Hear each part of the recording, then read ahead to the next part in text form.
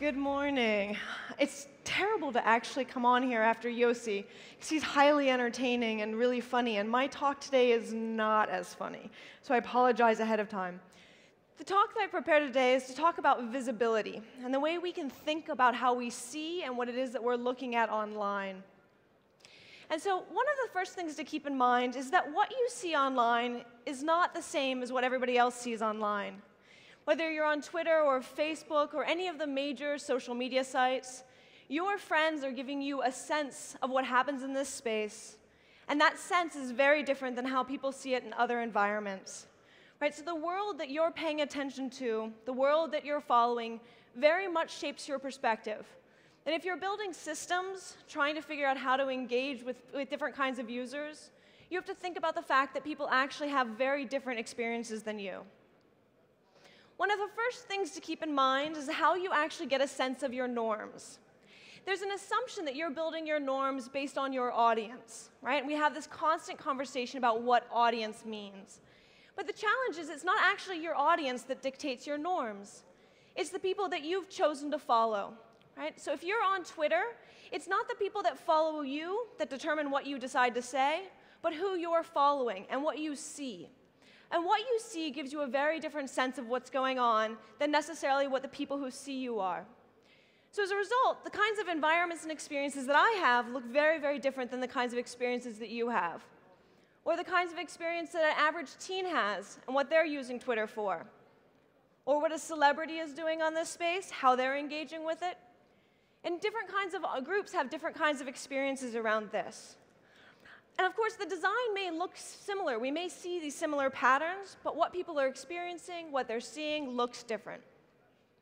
Now, there's a really funny moment, because you have the ability to look in on people's lives, to see what they're seeing, or see the traces of their lives in a way that look very different than your own.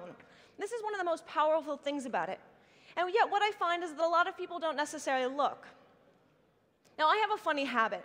Right? I'm a sociologist. I try to understand what it is that people are doing. So I do things like this. I search for random words every day just to see what would pop up. Right? And I get into these habits of seeing the kinds of dynamics and searching Twitter, searching the major social media, just to start to get to see a pattern of flow. Now, admittedly, I primarily do this in English, but part of the fun is to do this in a variety of languages. Right? Now, so the question is, why do I do this? The goal here is to habitually get into the world that's different than my own. As a researcher, as a scholar, I have to actually make sense of a thing that goes beyond it. Now, of course, what I see is that you get a different kinds of environment. You get to move beyond the specific features and see what the traces of people's lives are like. And what I want to do right now is actually move in from this sort of conception to give you 3 different case studies of things that I saw and how we actually want to think about visibility and what we see. Because one of the challenges online is that we have these assumptions of what people will do there that aren't always what it looks like when they're there. And so I'm going to give you 3 different examples from research that focuses on teenagers to think about visibility. All right, first case study, college admissions officer. When MySpace was first gaining a lot of visibility, I received a really interesting phone call. It was a college admissions officer from an Ivy League American institution. And they wanted to accept a young man who'd written a long, beautiful essay about how he wanted to leave the gang-ridden community that he had grown up with. And they thought this was amazing. They loved his essay. They thought it was beautiful. But then they went to his MySpace. And on his MySpace, they saw something that disturbed them. They saw all of these commentary and reflections that looked like he was still a part of a gang. And sure enough, he probably was. And so they asked me a very interesting question. They said, how is it that young people go online and can put up the truth, and then they will lie to college admissions officers? And they said, you know what? He's not lying to you. He spends every day trying to survive, trying to be in South Central in Los Angeles, and he needs to create a profile in Los Angeles that makes sense in that community. And what that means is that he has to actually create a profile that shows this kind of participation in gang culture. It's not that he necessarily doesn't want to leave it. In fact, he very much does want to leave it. But he has to survive every day in that gang community. His siblings are probably part of a gang, his family is part of a gang, and he has to survive it. So why do I tell you this story? One of the biggest challenges is actually how do we interpret the material we see online. this college admissions officer assumed he was lying. He wasn't lying. He was trying to survive. Every day he has to survive in his community. And so he reaches this really uncomfortable point where he doesn't know how to actually deal with these two different contexts. And more importantly, the college admissions officer doesn't know how to either. So they assume he's lying. All right, let me give you a second case study. The father of a 16-year-old was ecstatic when his daughter invited him to join her on her profile on MySpace. And she was, had kept it very private. She had been a really honest young girl, and she said, hey, I'm going to keep it away from strangers. And so he was really proud of this, but he was more proud when she invited him in. She was like, I'm finally accepted. And so he goes to her profile, all excited as a father, and scrolls down and comes across a quiz. And that quiz was, what drug are you? And the answer? Cocaine, right? And the dad was really uncomfortable, as many of you who are parents in the room might feel, not quite sure what to do with it. The nice thing is that the dad did one of the best things he could have possibly done. He decided he would talk to his daughter and say, what's going on? And so he approaches his daughter and is like, so what is this cocaine thing? And she's like, Dad, just don't worry about it. It's one of these quizzes. And he's like, one of these quizzes? And she's like, yeah, you fill out these questions and it tells you a personality type. And he was like, well, how did you get cocaine? And she was like, oh, well, you have to understand that you can actually determine what the answer is based on how you answer it. And she's like, well, I looked around at the kids at school, and the kids who smoked pot, they were kind of lame. And the kids who did a lot of mushrooms, they were really crazy. But your generation, you did a lot of coke, and you came out okay. Now, Dad was like, ooh, right? Now, Dad is covered head to toe in tattoos. Dad doesn't get to say a lot about what was going on with his generation. But Dad did the right move and started to have this conversation with his daughter about drugs, and they got to actually open up. Now, the powerful thing of what that dad did is he made a decision not to automatically assume or automatically interpret what he saw, but to start a conversation. That's fundamentally different than what the college admissions officer did. And that difference, because of interpretation, became key. Third case study. A young woman in Colorado murdered her mother, along with a friend of hers. And it was really interesting how the American press decided to cover this story, right? It was all over it. Girl with MySpace kills mother, right? Classic story. So I decided I was going to go and look at her profile. And what I saw there was haunting. Her profile had showed detailed descriptions of how her mother had come home and abused her. Her mother was an alcoholic. There was abuse going on over and over, and she had documented this over a long period of time on her MySpace profile. Now, it was really heartbreaking to read all of the details of it.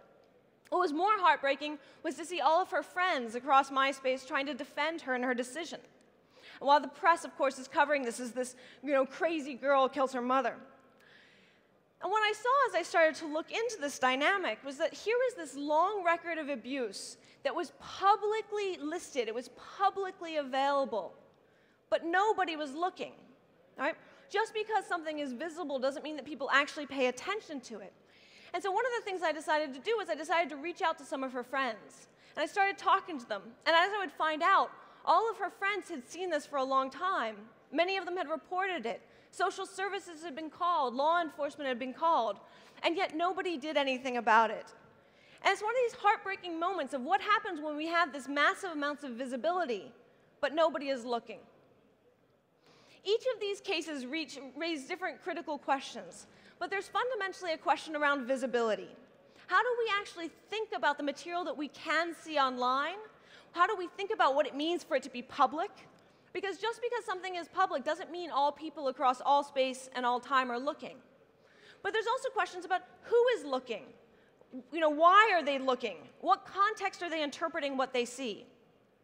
By and large, those who are looking are the people who hold power over those being observed, right?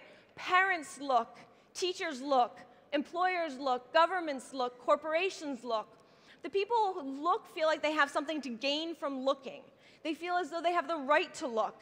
And often what you hear is this common conversation of, if it's public, I'm allowed to look, right? But and this is how we get into these great conversations around privacy, We're constantly saying, but do they have the right to be there? What does that look like? And so we argue and argue about surveillance. But I want to flip this around. When should we be looking when we're not? Not looking to judge, not looking to manipulate, but looking to learn or support or evolve? Shouldn't we be looking for the at-risk kids, the people who are in trouble, the people who aren't like us? Shouldn't we be looking in order to see a world that is very different than ours? A world that we can actually help make a change and change what's going on? Jane Jacobs was a powerful urban scholar, and she was really interested in the notion of eyes on the street. Right? The idea that we could actually be living in an environment where we could look out into our communities and we could see what was going on. And she thought that this was really, really important because in communities, it was one of the best ways to keep a community safe. It wasn't that everybody was paying detailed attention to the kids out on the street, but when the kids fell, when somebody fell off their bicycle, somebody was aware of what was going on. Well, what does it mean to create digital eyes on the street?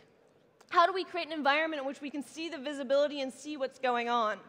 When should we be evolving spaces that allow a certain kind of seeing in order to help, in order to make a more helpful environment? I want to push back around a techno-ethos around privacy. We usually use privacy to justify why we aren't looking at things. And there's an interesting history about this. One of the most powerful things in the last 30 years is a shift about how we think about domestic violence. In the 1970s and 1960s and before, the idea of domestic violence didn't exist. And the idea was that anybody would have the right to do whatever they wanted in their home. She's my wife, I can beat her all I want, right? It was a perfectly reasonable logic.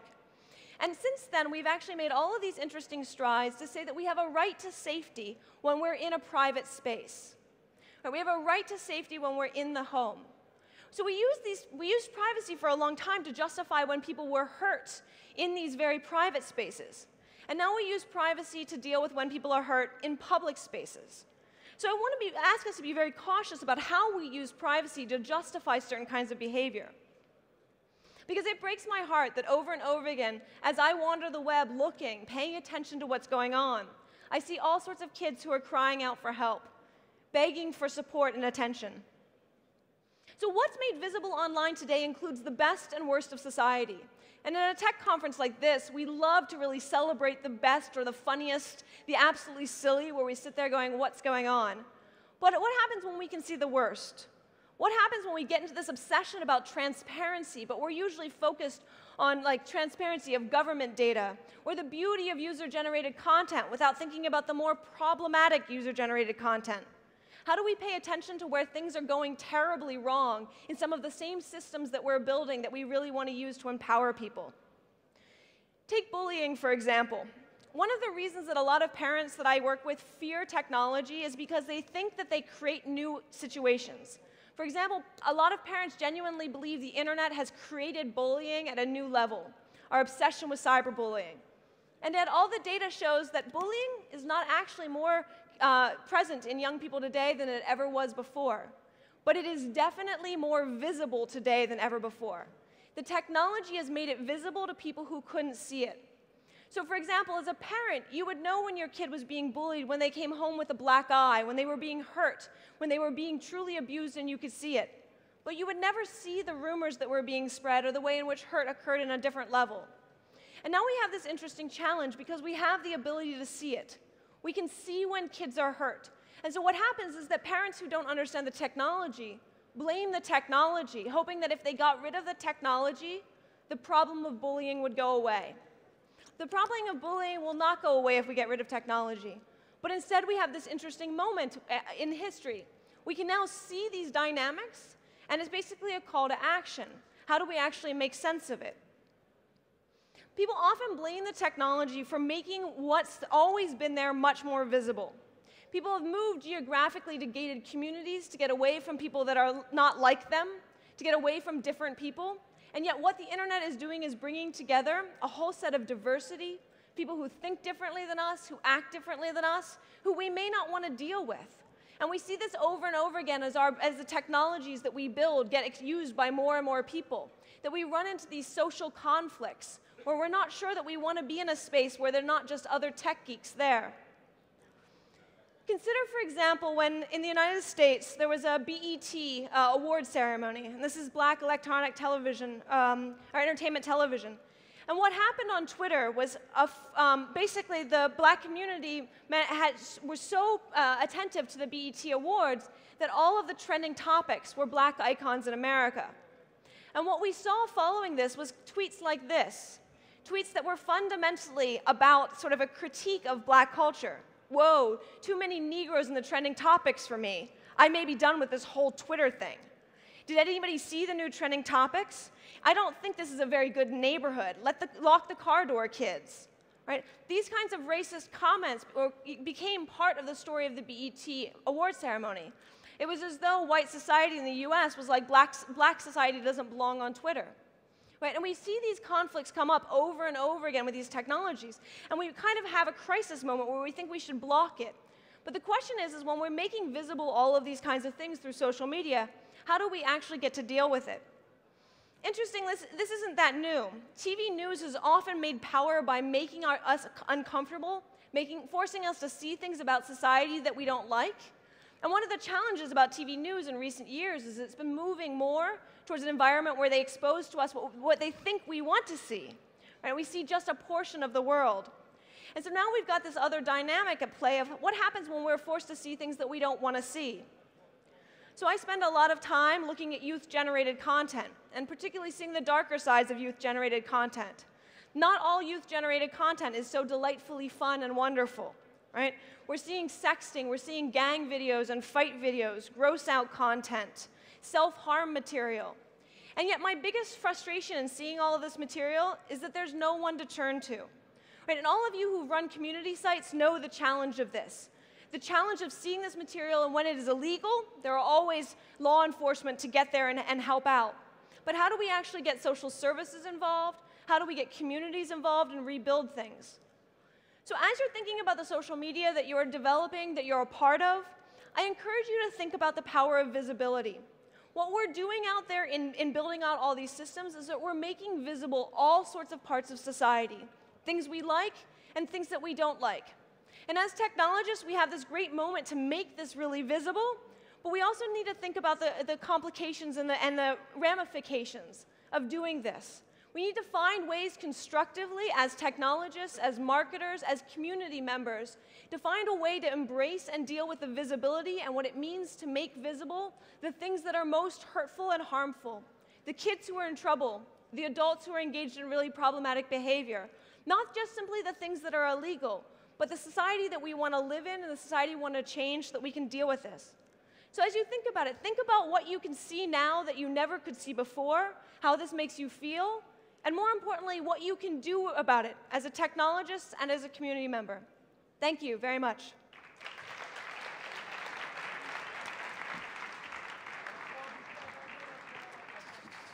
Thank you so much, Danah. Fantastic, as always.